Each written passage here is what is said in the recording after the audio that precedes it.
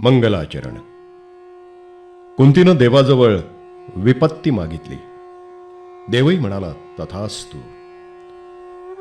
त्या देवदत्त दानानं विश्व भावसमृद्ध झालं आहे. वेदनेचा जय जयकार असो. वेदना उपलब्ध झाली नसती तर मानवानं सुख कसं भोगलं असतं कोण जाणे. ही कुणा एकाची भ्रमणगाथा. हा कुणी एक स्वतःच्या आणि दुसऱ्यांच्या सुखदुःखांचा साक्षी होता. गोपाळ नीलकंठ दांडेकर. कुणा एकाची भ्रमणगाथा. काव्य म्हणणारी मुलं उठली. बाहेर जाऊन त्यांनी गाईचं वासरू सोडलं. मग अंगोछे आणि धोतर घेऊन कलकल करीत ती नदीवर स्नानाला निघाली.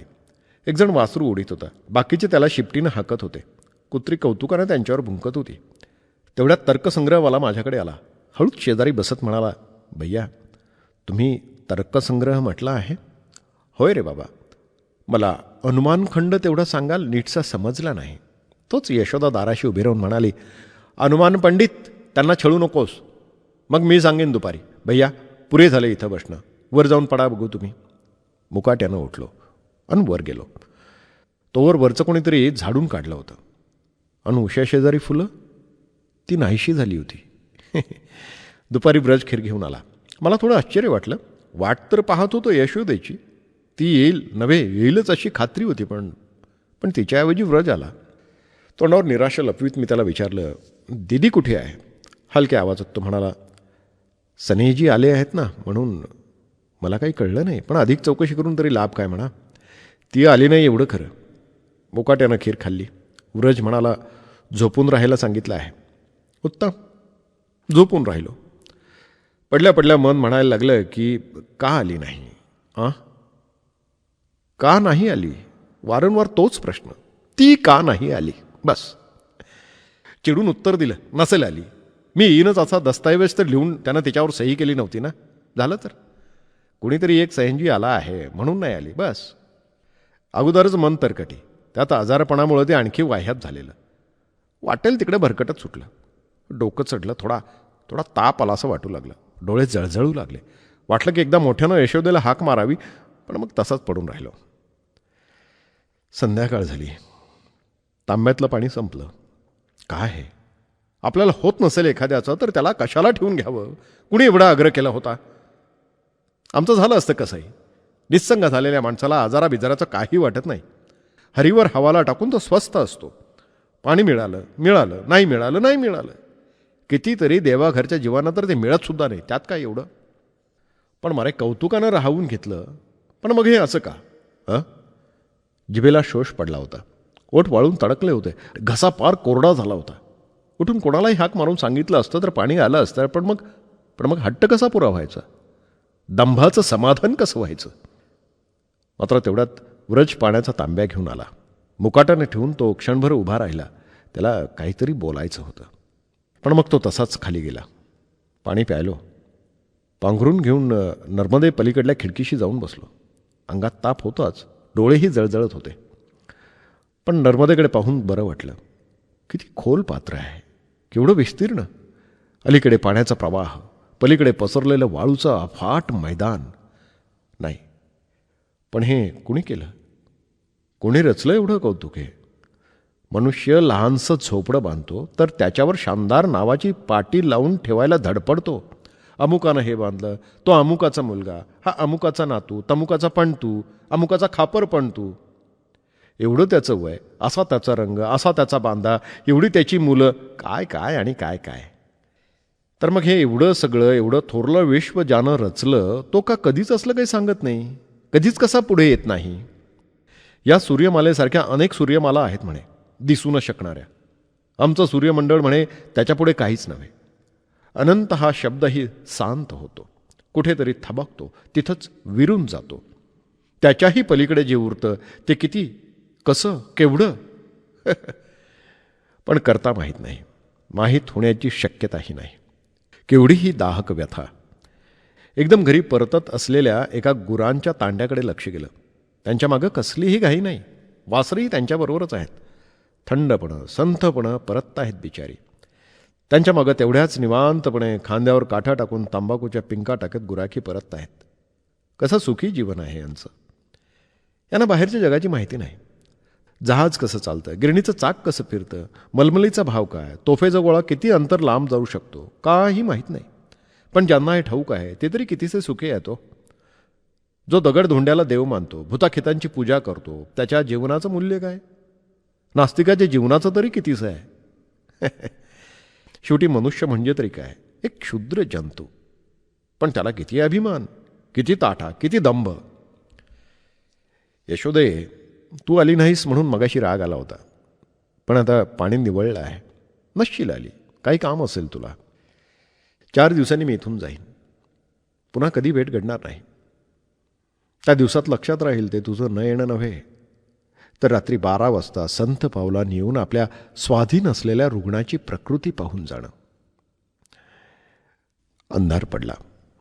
कोणी कोण जाणे, पण चिमणी आणून ठेवली. रात्री खीर घेऊन सुखलाल आला. अपराध्यासारखा म्हणाला, दीदीनं सांगितलंय दिवसभर येऊ शकले नाही, क्षमा करा. ती तर अगोदरच केली आहे बाई. सकाळी उठून माझा मीच खाली गेलो. पाहिलं तर रामाधरजींच्या गादीवर त्यांच्याच वयाचा उंच सडक माणूस बसला होता. बहुधा हाच स्नेही असावा. रूप मात्र अद्भुत आहे. उघडा, गळ्यात भलं जाड जानवं, पोट खालच्या अंगाला सुटलेलं, चकोटी तासलेली.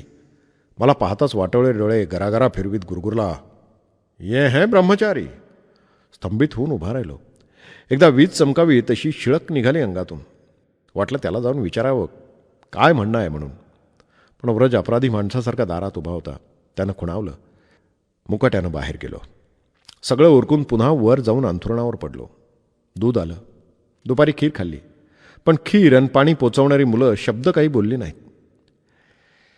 आज मात्र उदास झालो. असं ठरवलं की पुरे झालं आता. उद्या सकाळी उठून इथून निघून जायचं. बहुधा काहीतरी बिघडलं आहे. काय ते कळलं नाही, पण ठीक आहे, कळायची जरुरीही नाही. करायचं आहे काय कळून, नाही का. पडून राहिलो अर्धवट गुंगीत.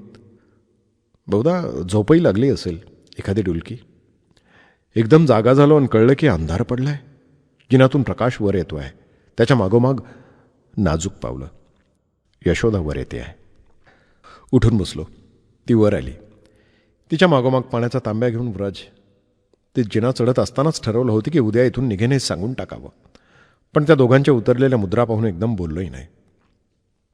यशोदेनं खालच्या मानेनं खिरीची ताटली पुढे केली. तिच्याबरोबर पळसाच्या पानावर निंबाचं लोणचं. मुकाट्यानं खीर संपवली.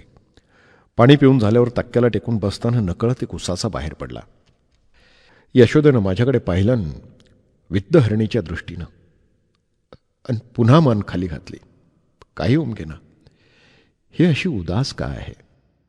व्रजही समोर चोर आणून उभा करावा तसा उभा आहे. खाली मुलांची गडबड का ऐकू येत नाही. सगळं कोंदाटलं. कुणीकडूनही हवेची एवढीशीही झुळूक नाही. ती कोंडी फोडली व्रजनं. म्हणाला, दीदी मी खाली जाऊ?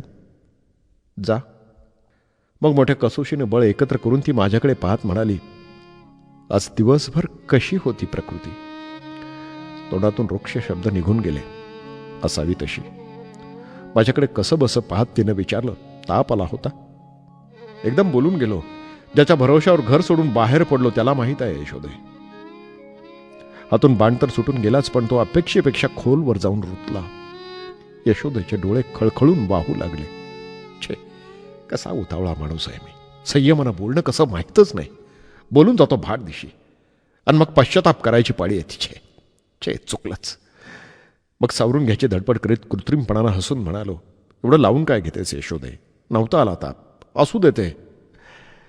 कामं उरकली तुझी? झालं एवढंच की यशोदीने आसवं पुसले. पुन्हा शांतता. दुरून कुठून तरी एका सारसीचे विव्हल स्वर ऐकू येऊ लागले. लांब, अवदासीन्य वाढवणारे. काय करावे ते कळेना झालं. उद्या जातो म्हणून सांगायचा निश्चय हवेतच जिरला. पुन्हा काहीतरी विचारायचं म्हणून प्रश्न केला, सनेहजी केले? औषध केलं आणि मुळावर आलं. दुप्पट उमाळ्याने यशोदेच्या डोळ्यातून धारा व्हायला लागल्या आणि एकदम उठून यशोदा खाली गेली न बोलता. त्या रात्री फार वेळ झोप आली नाही. येणंही शक्य नव्हतं. पतंगाच्या शेपटीसारखे विचारांना हेलकावे बसत होते. घर सोडलं त्याला त्याला 12 वर्षांवर अधिक काळ होऊन गेला. वयाच्या 13व्या वर्षापर्यंत आई माहीत होती. बहिणीही. प्रसंगी त्या कशा वागतात हे दिसत होतं, कळत मात्र नव्हतं. वाटे की असं का वागतात ह्या एखाद्या वेळी. माझे वडील अतिशय बुद्धिमान होते, पण तेवढेच संतापी होते. बुद्धिमान असे की एकदा एका इंग्लिश शब्दाच्या स्पेलिंगवरून वाद झाला. त्या दिवसापासून रोज पहाटे 3ला उठून 4 महिन्यात त्यांनी 1000 पृष्ठांचा इंग्रजी कोश सगळा मुखोद्गत करून टाकला. सबंध कोश. पण ते संतापले म्हणजे खैर नसायचे. त्या संतापाला बळी पडत असू आम्ही दोघं, मी आणि माझी थोरली बहीण. त्या माझ्या थोरल्या बहिणीचं स्मरण झालं म्हणजे आजही डोळ्यातून आसवं धावतात. किती वेळा मी तिच्या पंखाखाली लपलो, किती वेळा तिनं माझ्यासाठी मार खाल्ला. वडिलांची मारायची एक विशिष्ट पद्धत असे. वाटेल तेव्हा ते मारत नसत. आम्हा दोघांच्याही अपराधांचा घडा भरला की ते एका ठरलेल्या खोलीतून हाक मारीत. हाक ऐकू आली की आम्ही परसाकडे पळत असू, पण ते ढाल किती वेळ उपयोगी पडणार. शेवटी जीव मुठीत धरून देवाचं नाव घेत आम्ही त्या दोघं खोलीत उपस्थित होत असू आणि मग आज्ञा होई, अंगठे धरा. काहीही बोलायची सोय नसे. धरा म्हटलं की धरले पाहिजेतच. बोलायचा प्रयत्न केला की शिक्षा वाढायची. मग दातांनी ओठ दाबून धरून अंग कडक करून आम्ही वाकून उभे राहत असू. आणि मग काही वेळ नुसत्याच छड्या वाजायच्या. संकल्पित आकडा पुरा झाला की मग वडील थंड मनानं छडी कोपऱ्यात ठेवून देत आणि म्हणत, जा. एकदा या मारानं अगदी शेवटचं टोक गाठलं. अपराधही आम्ही तसलाच केला होता म्हणा. त्या दिवशी आमच्या पाठीवर छड्यांचा एक जुडगा फुटला. दोघेही शेजारी शेजारी उभे होतो. पण शेवटी मी जेव्हा कोसळलं तेव्हा ती माझी थोरली बहीण माझ्या अंगावर आडवी पडून म्हणाली होती, दादा दादा मला मारा, याला नका मारू.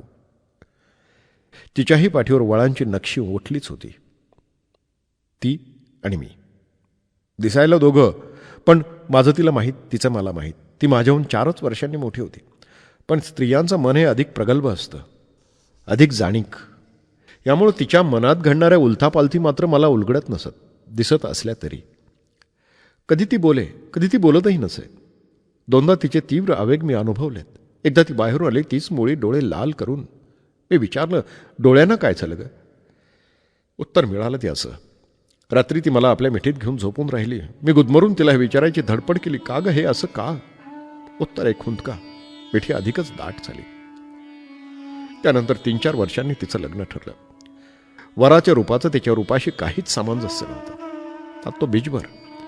एका दरिद्री मास्तराच्या मुलीला ती कितीही देखणी असली तरी याहून अधिक चांगलं ठिकाण कुठून मिळणार? त्या रात्री आम्ही आढी पडल्यासारखी झोपलो होतो. नेहमीच झोपत असू. मध्यरात्रीच मला दंड धरून कोणीतरी ओढलं. कोण म्हणून विचारू जाणार तो माझ्या तोंडावर दुसरा हात. मी माझ्या अंथरुणावरून माईंच्या कुशीत गेलो. त्याही रात्री ती मला घट्ट मिठी मारून झोपली. उशी ओलसर वाटली. हात लावून पाहिलं तर तिच्या डोळ्यातून आसवांची नदीच वाहत होती. हे असं मोठं कठीण आहे, उलगडत नाही. अंतरंगात प्रवेश करू जावं तर मार्ग मिळत नाही. साऱ्या वाटा बंद केलेल्या असतात. पण मग हे कसं कळायचं?